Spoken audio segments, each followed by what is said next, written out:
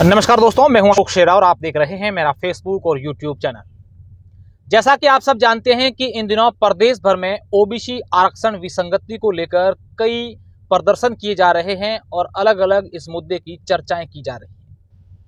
और अभी भी हमारे कई ऐसे दर्शक हैं जिनको ये पता नहीं है कि एक्चुअली ये ओबीसी आरक्षण विसंगति मुद्दा क्या है ओबीसी आरक्षण विसंगति और इसको लेकर प्रदर्शन क्यों किए जा रहे हैं। आज हमारे साथ इसी संघर्ष समिति से जुड़े एक युवा नेता राजेंद्र चौधरी जी हैं। इनसे जानते हैं कि पूरी ये क्या विसंगति है और आम भाषा में, सरल भाषा में इसको कैसे समझ सकते हैं। ओबीसी आरक्षण मुद्दा, विसंगति मुद्दा, ये मुद्दा क्या है, क्यों जरूरत पड़ी? पहले तो आप इस मुद्दे को एक सरल भाषा में समझाएं ताकि लोगों को जानकारी हो कि ये है क्या।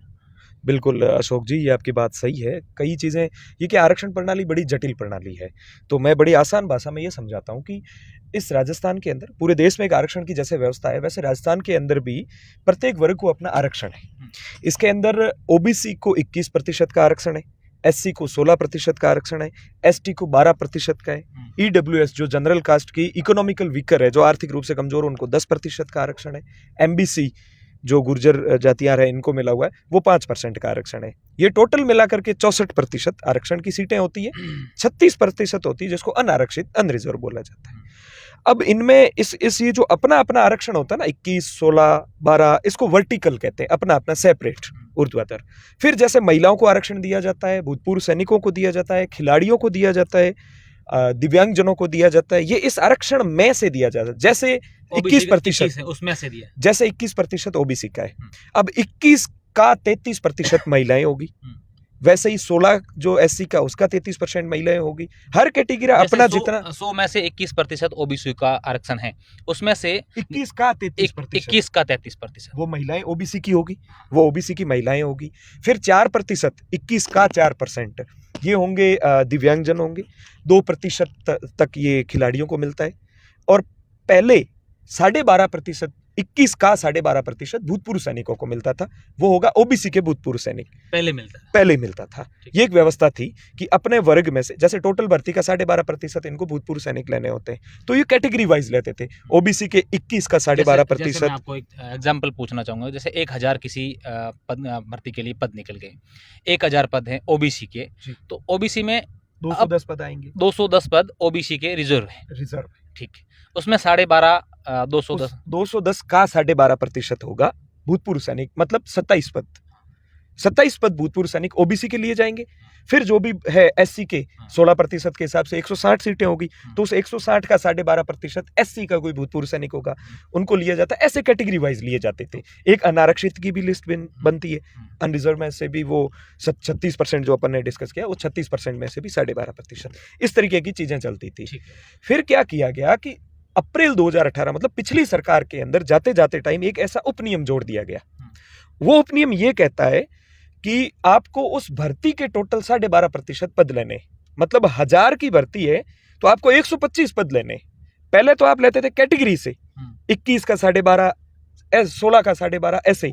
अब आपको पद तो जो मेरिट बनाओगे ना, 1000 में पहले 27 भूतपूर्व सैनिकों को पोस्ट होती थी, अब 125 होगी। अब ये हुआ, मैं बताता हूँ इसको, अब ये ऐसे हुआ है, मैं बताता हूँ। तो क्या हुआ, आपको क्या करना है, 1000 का 12.5%, मतलब 125 पद लेने।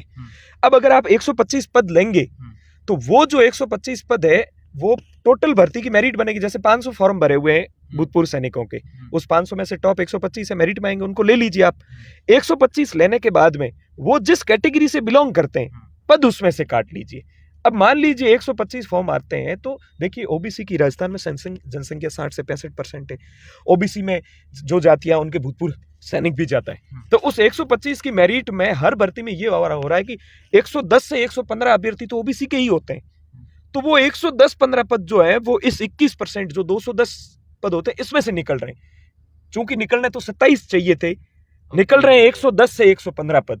तो ये ओबीसी पुरुष जो पीछे बचता है ना, महिलाओं का, भूतपूर्व सैनिक, खिलाड़ियों का, दिव्यांगजनों का काटने के बाद में, तो ये जो ओबीसी मेल है ना, ओबीसी मेल पर पूर्ण प्रभाव पड़ रहा है। फिर क्या होता है, जब सैनिकों की सीटें नहीं भरी जाती है, या कोई सैनिक, अब क्या होता है, भूतपूर्व सैनिक 4-4 भर्तियों में अपना भरते हैं, ठीक है, 4 भर्ती में पोस्ट भरने के बाद वो ज्वाइन तो 1 पे करता है, 3 खाली रह जाती है पोस्टें, भर्ती प्रक्रिया पूर्ण हो गई, उसने ज्वाइन नहीं करी, पद तो 3 खाली हो गए। अब अगर ओबीसी भूतपूर्व सैनिक ने वो सीट ली है तो उसको अगली भर्ती में ओबीसी भूतपूर्व सैनिक की खाली माननी चाहिए। इसको एक बैकलॉग सिस्टम कहते हैं। पिछली भर्ती में अगर कोई सीटें जितनी उस वर्ग को आवंटित थी अगर वो नहीं भरी जाती है, खाली रह जाती, तो अगली भर्ती में वो पद जोड़ा जाता है।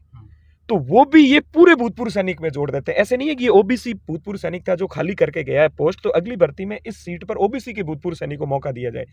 ये भी अगली भर्ती में पूरे भूतपूर्व सैनिक की लिस्ट बनती है उसमें जोड़ देते हैं। तो ये ओबीसी पर और प्रभाव पड़ गया। इस तरीके की चीजें की जाती हैं। ये कह सकते हैं कि ओबीसी पुरुष जो हैं वो वंचित पूर्णतः खत्म कर दिया गया उनको। अच्छा। सरकार कह रही है कि हमने 1 लाख भर्तियां अभी निकाली है, राजस्थान सरकार में निकाली गई है 1 लाख भर्तियां, लेकिन जो आंकड़े आ रहे हैं उसमें 500 से 600 ओबीसी पुरुष को ही नौकरी मिलेगी। अच्छा, 1 लाख भर्ती में 1 लाख भर्ती में 500-600 ही मिले ओबीसी पुरुष मिलेंगे, जबकि 60% जनसंख्या जिस वर्ग की है उसकी हिस्सेदारी कितनी होनी चाहिए 1 लाख। समझ सकते हैं आप, 1 लाख की भर्ती है ओबीसी उस जाति की जिसकी जनसंख्या प्रदेश भर में 60% है, और उसमें से 500 से 600 ही ओबीसी पुरुष को नौकरी मिलेगी। ये पूरी बात है। अगर समझें इस बात को तो ये पूरी बात है कि किस प्रकार से ये वनपाल और वन रक्षक की जो भर्तियां थी उसको कैसे समझ सकते हैं इस विसंगति को लेकर। अच्छा, देखिए, वनपाल और वन रक्षक की अभी सेपरेट पद निकाले गए हैं। ये संयुक्त भर्ती है वनपाल वन रक्षक की। इस भर्ती के अंदर इस प्रकार है कि सरकार ये अपना आंकड़ा जहाँ तक है वो ये है कि 22 लाख फॉर्म भरे गए हैं। 22 लाख फॉर्म में से 14 लाख के आसपास फॉर्म है अकेले ओबीसी वर्ग के। 22 लाख में से 14 लाख फॉर्म ओबीसी वर्ग के हैं, और वनपाल वन रक्षक के अंदर 2200-2300 पद टोटल हैं। इसमें से ओबीसी पुरुष के पद हैं 0। कैसे?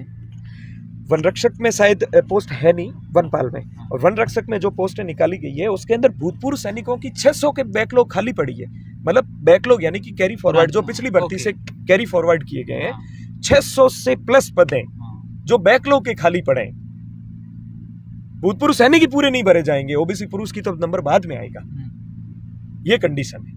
14 लाख फॉर्म भरे हैं, 6 से 7 लाख स्टूडेंट हैं जो इस भर्ती की कोचिंग कर रहे हैं, जिन्होंने कोचिंग ली है। 20-30 हजार रुपए एक स्टूडेंट ने पे किए हैं। आप 6 लाख करोड़ों रुपए होगा, ये करोड़ों की बात है। अब उनको नौकरी नहीं मिलेगी सर। ओबीसी पुरुष में पद ही नहीं है तो फिर कैसे मिलेगी? और जनरल की में जो अनरिजर्व की अपन कहते हैं, अनरिजर्व में मेरिट में कितने लोग जाएंगे? वो तो संयुक्त होती है, वो सबके लिए ओपन है, पहले भी ओपन थी ये कंडीशन। अच्छा, अब क्या चाहता है यूथ, क्या चाहता है युवा, क्या चाहता है, क्या करें ऐसा जो ये विसंगति हट जाए? देखिए, हम हमारे सैनिक भाइयों का सम्मान करते हैं जो 10-15 साल 20 साल अपने देश के लिए अपनी जिंदगी दांव पर लगा करके नौकरी करना चाहता है, करने के लिए आगे आता है, तो हम लोग बिल्कुल सम्मान करते हैं। सरकार की बहुत अच्छी योजना है कि भूतपूर्व सैनिकों को आरक्षण दिया जाए। भूतपूर्व सैनिकों को आरक्षण दिया जाए, लेकिन एक व्यवस्थित तरीके से, जिससे उनके छोटे भाई जो 20-20, 22-22 साल के नए नौजवान हैं जो नौकरी लेना चाहते हैं, बिल्कुल बेरोजगार है, वो भी प्रभावित ना हो। तो सरकार जो ये व्यवस्था है, इस व्यवस्था को सही तरीके से चलाए। कार्मिक विभाग के अंदर ऐसे लोग बैठे हैं जो मानसिकता जिनकी मुझे 1% भी नहीं लगता कि वो इस व्यवस्था को सुधारना चाहते हैं। अगर व्यवस्था को सुधारना होता तो आज ओबीसी वर्ग की ये जो मांग है, इससे न कोई नेता और न कार्मिक विभाग के अधिकारी अनभिज्ञ है। सबको इसके बारे में जानकारी है। हमने बाड़मेर से इस आंदोलन की शुरुआत करी थी। हम जयपुर गए थे, जयपुर मुख्यालय पर आंदोलन किया। कार्मिक विभाग ने हमारे से मुलाकात करी। संयुक्त सचिव जो कार्मिक विभाग के, उन्होंने हमारे साथ बैठक भी करी थी। उस बैठक के बाद में लास्ट में निष्कर्ष ये निकलता है कि उनके पास कोई उस बात का जवाब नहीं। और हालत आप देख लीजिए, हमने उनके सामने आंकड़े रखे तो वो निरुत्तर होगी। मैं एक आंकड़ा आपसे जानना चाहूंगा कि राजस्थान में ओबीसी वर्ग के यूथ कितने हैं? जिस वर्ग की जनसंख्या 60% है पूरे राजस्थान के अंदर, कह सकते हैं कि लाखों युवा नौकरी से वंचित है। तो युवाओं का अनुपात भी वही रहेगा। युवाओं की कुल जनसंख्या के अंदर 60% तक के युवा, आज राजस्थान में जो युवा है उनमें 60% युवा तो ओबीसी वर्ग के होंगे। अच्छा, आज आप लोग बाड़मेर में बहुत बड़ा प्रदर्शन कर रहे हैं, किस प्रकार का प्रदर्शन होगा और आगे इस बात को लेकर के आपने सीएम साहब तक या आपके जो प्रतिनिधि सरकार के नुमाइंदे उनसे बात की? देखिए, हमने जब से इस आंदोलन की शुरुआत करी है, मांग करी है, शांतिपूर्ण तरीके से किया है हमेशा। आज भी हम शांतिपूर्ण तरीके से करेंगे। आज गांधी जी ने जो सत्याग्रह किया था उसकी बरसी है आज, तो हम गांधी जी के अनुयायी हैं। गांधी जी की बातों पर अहिंसात्मक जो हिंसात्मक तरीका नहीं होगा, अहिंसात्मक बातों से करेंगे। इस बात को लेकर के, आंदोलन को लेकर के पहले हमने हमारे जितने भी स्थानीय नेता है या राजस्थान में जितने भी ओबीसी वर्ग के नेता है और भी हैं जो हमारी पैरोकारी करते हैं, सबके पास गए। इस सिलसिले में अनेक नेताओं ने सीएम साहब को पत्र भी लिखा है। हमारे यहाँ के बाइतू के विधायक हैं हरीश चौधरी जी, जो पूर्व मंत्री हैं, उन्होंने इस बात को लेकर के कार्मिक विभाग के संयुक्त सचिव से मुलाकात भी करी है। उन्होंने बाकायदा पूरे डाटा के साथ में मुलाकात करी है और सीएम साहब से 2 बार उनकी चर्चा हुई है। शुरुआत में जब सीएम साहब के पास में चर्चा होती थी, हरीश चौधरी जी जो चर्चा लेकर गए, वो कार्मिक विभाग से डाटा मांगते हैं। कार्मिक विभाग उनको डाटा उपलब्ध करवाता है अय्यन और जय्यन जैसी भर्तियों का। अब अय्यन जय्यन में बीटेक किया हुआ एक्स सर्विसमैन चाहिए, एक्स सर्विसमैन इंजीनियरिंग किया हुआ आप कहाँ से लाओगे? तो ये कार्मिक विभाग की कहीं ना कहीं गलती है कि वो सीएम साहब को भी गुमराह कर रहे हैं। वो डाटा देते हैं पशुधन सहायक का, कनिष्ठ अभियंता का, इस तरीके का। उसमें बिल्कुल बहुत कम असर पड़ता है भूतपूर्व सैनिकों का ओबीसी पर। सबसे ज्यादा राजस्थान में जो भर्तियां निकलती है, आप उनका डाटा एनालिसिस कीजिए। निश्चित रूप से देखिए, एक वाकई में इनकी जो बात है वो पूरी समझने की कोशिश की। आप लोगों को समझ में आ गया होगा कि किस प्रकार से हमारे प्रदेश में ओबीसी आरक्षण की विसंगति है, जिसको लेकर लगातार आंदोलन किए जा रहे हैं। और आज बाड़मेर सहित पूरे प्रदेश भर में ये लोग आंदोलन करके सरकार के नाम एक ज्ञापन भी सौंपेंगे।